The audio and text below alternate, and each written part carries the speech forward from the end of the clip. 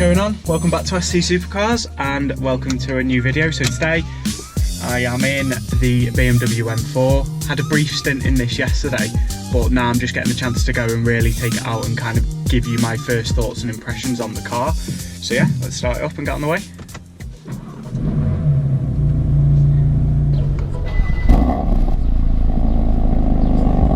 So immediately jumped in, car's in comfort, and straight away then compared to the 140 the steering is immediately heavier even in comfort. It's got a bit more weight to it, a bit more purpose.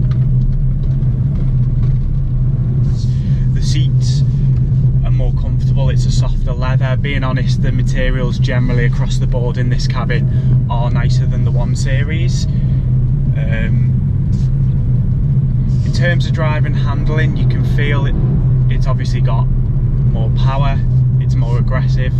It's actually really quiet in here with the car in auto, to be honest, which is quite surprising. So with the radio on like this, you can imagine it being quite the easy cruiser really.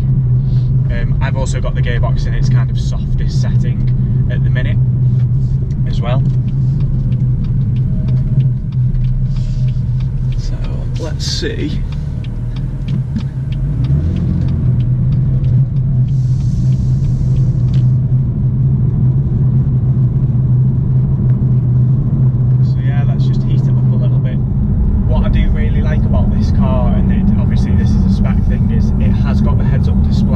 Right in front of you, so you can see the speed you're doing, the speed of the road, and you never have to take your eyes off the road. I really do like that. So in auto and kind of everything on the chilled settings, it's actually a really easy car to drive.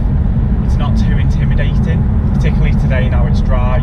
In the wet yesterday it certainly was a bit of a handful, but it's actually not too bad at all today, which is nice. Obviously I'll just drive the car a little bit, let it warm up, and once it's warm we will kind of have a little play with the settings so we can have a little go with the different modes. But yeah, driving position's nice. This car is extremely well spec'd, so it's the DCT version rather than the manual.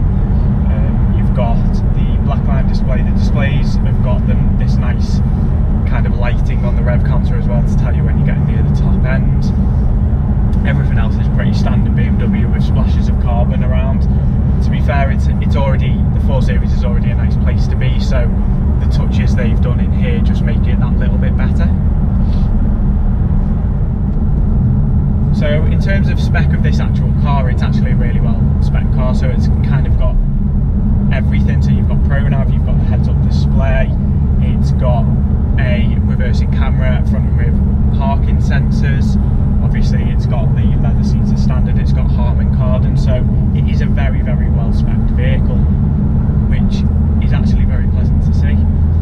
And if I was going to get a car, it would have to be quite highly spec'd, to be honest. So on like tight narrow country lanes like this car actually feels rather large and quite big compared to the 1 Series. So the 1 Series up this generally feels a lot smaller. This feels a lot more car, a lot bigger. It's nice. It's definitely a step up over the 1 Series, which is obvious being a couple of models up the range. Make sure there's no traffic. So yeah, with the exhaust valves closed, it is genuinely really quiet. However, if we now, it's starting to warm up, go like this. We've now got the exhaust flaps open, so immediately in here it's a that little bit noisier. So I don't know if you can hear that,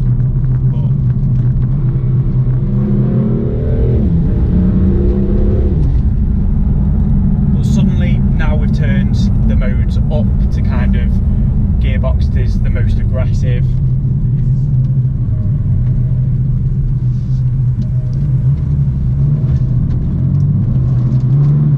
So even there in the dry, pulling out gently, the traction light is flashing. So yeah, this is in now Sport Plus mode.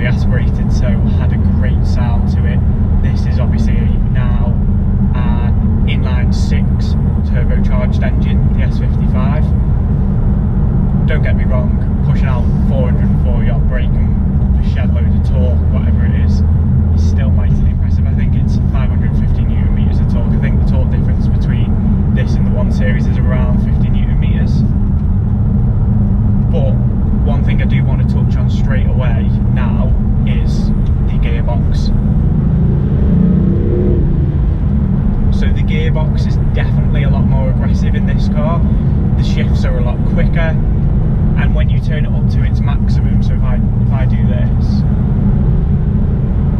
it really becomes quite aggressive when you're on it.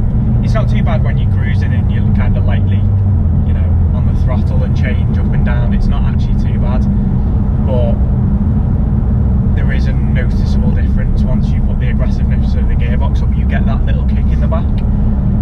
I imagine that's engineered in, because I'm pretty certain with the dual clutch they could make it as smooth as possible with the shift times, but I think it's to add to the drama of the car, and that is one thing this car certainly has in spades, is drama.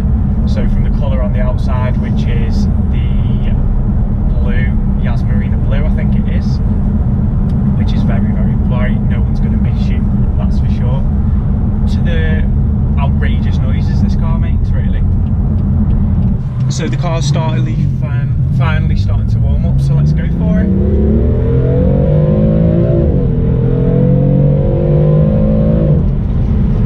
So yeah, this car definitely moves. But one thing I'd like to talk about is that noise. It really does split opinions.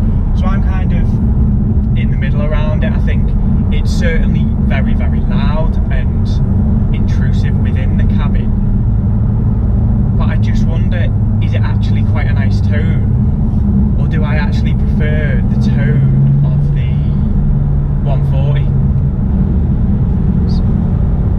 So if I just drop the windows a little bit, let's see if we can get some of this noise in.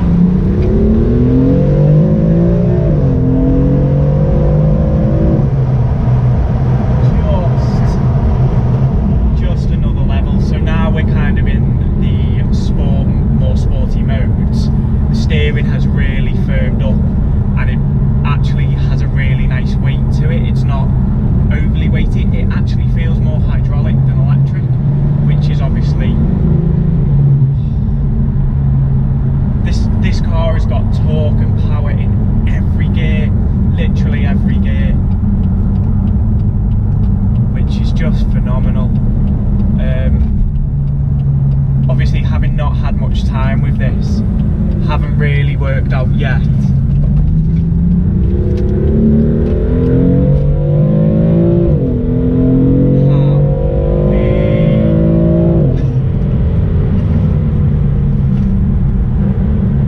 so the brakes are good, balance is good.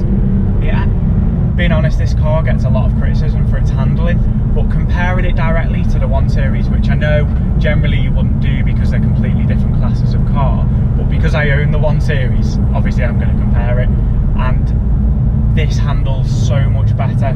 Throw a corner at this and anywhere near the limit, this is in the drive by the way, and anywhere near the limit you can really kind of explore and find out where the limits of traction are, and it does inspire confidence in the drive, if I'm completely honest, which is very, very pleasant.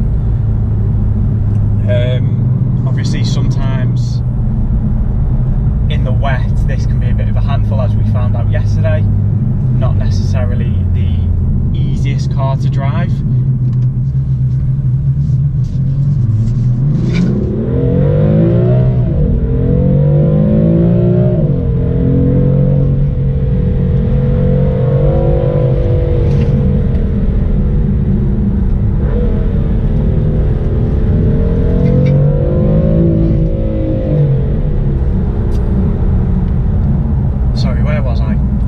Throw a corner at this car and that's where I can really, really feel the difference between this and my M140 is the handling. You're really, really able to kind of place this into a corner. I find the steering is just that little bit sharper. The way it hugs the road, I mean, I actually tend to find the 140 on bumpy roads in particular is a little bit uncompliant, and sometimes it can be a little bit nerve-wracking as well. Whereas this, you can actually throw a corner at it and it can kind of take it in its stride. You're able to position the car into the corner, you're able to get the car out of the corner. Obviously it is a rear wheel drive car with a lot of power, so that's not to say that, 1 second.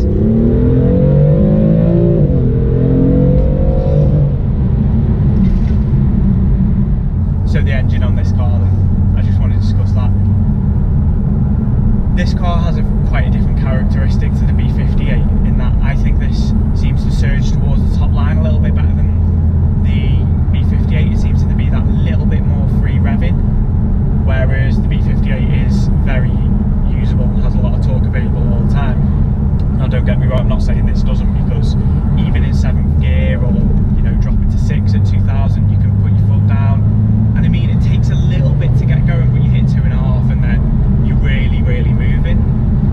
Whereas I think in the 140 it's just that little bit more versatile in that you've got the power ever so slightly earlier in the range. The range of the band of torque appears to feel a lot more broad.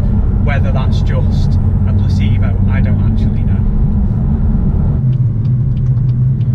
So yeah, I find this engine actually okay.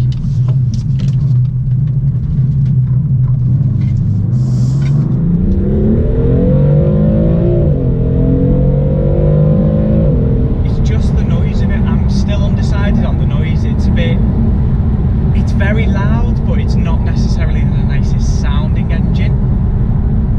But being honest, I think as a kind of daily driver, this offers unreal performance with everyday practicality essentially. Obviously not being 4-wheel drive like some of its competitors like the RS3 for example, it's not as usable every day in terms of extracting that power, but that's not to say you're not going to have a whole load more fun trying to do so, if that makes sense. And that's one of the reasons we went with a rear wheel drive car, just because of the fun factor when you're driving it. Whilst Audi's a great point to point, this just has a bit more drama and theatre around it, if I'm honest, even though that 2.5 in the Audi is phenomenal. So to wrap it up, I really like this car. It's got a lot about it. I was a little bit apprehensive coming in because of obviously the new engine from the V8, but having now driven this, it is definitely a step up over the E92 or E90. This is like, it really is a generational step forward. So I get why BMW have done it. This engine has so much power and torque that it makes it very usable around town, if that makes sense. And also you still get the back end out like that.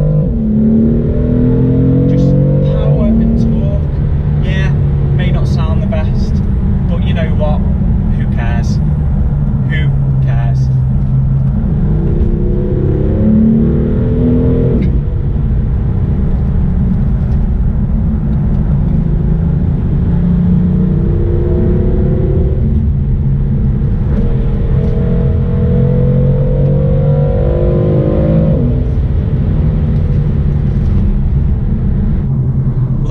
Time for today, guys. I'm gonna have to go and hand the M4 back to its owner, and I am gonna head back home now in the 140.